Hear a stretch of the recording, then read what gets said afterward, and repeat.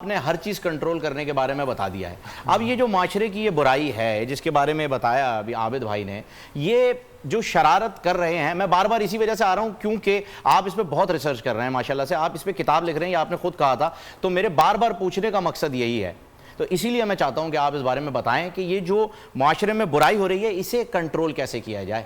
یہ آپ نے بتا دیا کہ یہ جو شرارتی لوگ آ رہے ہیں ان کی تعداد اتنی ہے اور اس طریقے سے پیدا ہو رہے ہیں، یہ غفلت ہے، وہ سب جب آپ کتاب لکھیں گے یا جو آپ کا ریسرچ پیپر آئے گا اس میں پتہ چل جائے گا۔ لیکن یہ جو معاشرے کی برائی ہے اسے ہم وقت نہیں دے سکتے علامہ صاحب، کہ اتنا انتظار نہیں کر سکتے، اسے فی الفور صحیح ہونا ضروری ہے۔ تو اس بارے میں آپ کیا کہتے ہیں کہ کیا اس کی وجہ کیا بن رہی ہے؟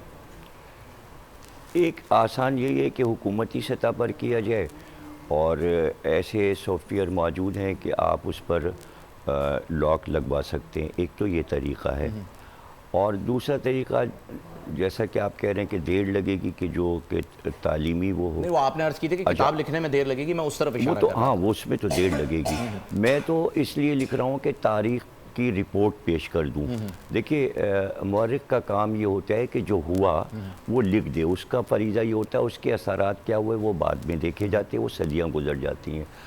شاعر ادیب اپنا تخلیق پیش کر دیتا ہے اور وہ پھر اس کی پرواہ نہیں کرتا چھاپے گا کون اور پڑھے گا کون اور اثرات کیا ہوں گے، وہ اس لیے نہیں، اس کی تو جو ڈیوٹی ہوتی ہے وہ کر دیتا ہے۔ یہاں پر فتح مکہ کی جو بات ہو رہی ہے، شاید کسی دوسرے پروگرام کا پیش خیمہ ہو جائے اور جو بات میں کہنے جا رہا ہوں اس پر گفتگو بہت آگے بڑھ جائے اور شاید آگے بڑھانا پڑے یا کبھی بھی ہو۔ دیکھیے فتح مکہ پر سرکار کے کردار کو آپ بغور دیکھیں۔ وہ کہتے ہیں کہ جس طرح حضرت یوسف نے اپنے بھائیوں کو معاف کر دیا تھا، آج ہم نے کھلی معافی دے دی اور ہم نے سب کو معاف کر دیا۔ اس میں ہر طریقے کے لوگ ہیں کہ جنہوں نے اسلام کو نقصان پہنچایا۔ بدر، احد، خندق، خیبر، اتنی لڑائیاں لڑی گئیں۔ ایک عزیز ترین رسول اللہ کا چچا جو کہ سپہ سالار بھی ہے، علمدار بھی ہے، حضرت حمزہ کو شہید کیا جاتا ہے۔ اسلام کا بہت بڑا نقصان ہوتا ہے۔ بدر میں بہت بہادر جو کہ شیر کہلاتے تھے، عبیدہ بن حارث بن عبد المطلب حضور کے سگے چچا زاد بھائی شہید ہوتے ہیں، ان کی ٹانگ کو کاٹ دیا جاتا ہے۔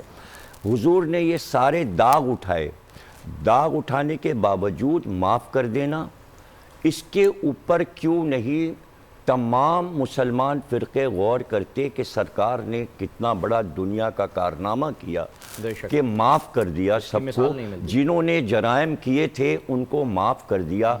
اب اسی میں سے وہ لوگ نکلتے ہیں جنہوں نے حضرت علی کو قتل کیا، جنہوں نے امام حسن کو قتل کیا، جنہوں نے واقعہ کربلا پورا دنیا میں اتنا بڑا واقعہ ہو گیا کہ پورے گھر کو کاٹ کے رکھ دیا۔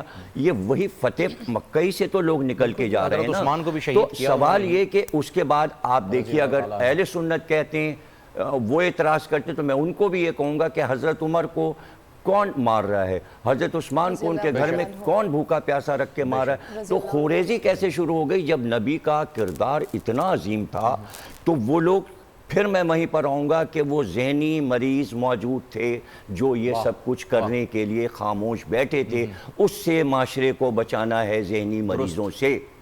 سرکار کی تعلیم کو سامنے رکھ کر کوشش یہ کرنا ہے کہ ایسے مجرم نکلنے نہ پائیں جو معاشرے کے لیے نقصان دیں۔ یہ میرا پیغام ہے آج کا۔ پرنور سحر اور ذکر خدا، نبیوں کی مدح سرائی۔ پیغام سنا اے باد صبا، پرکیف صاحب آئی۔ پوشیدہ ہے ایمان کی راہ اللہ کی کتاب مقدس میں۔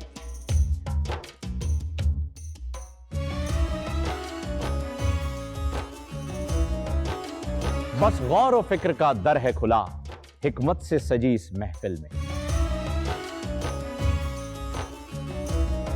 ہے لب پہ دعا زدنی علم، روشن ہی رہے یہ سارا جہاں۔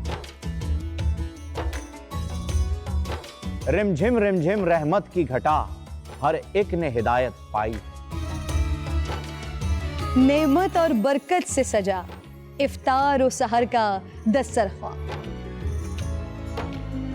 नन्हे फूलों ने मिल के कहा आज रोजा कुशाई है। रमजान मुबारक की खुसूसी नशरियात रमजान में बोल।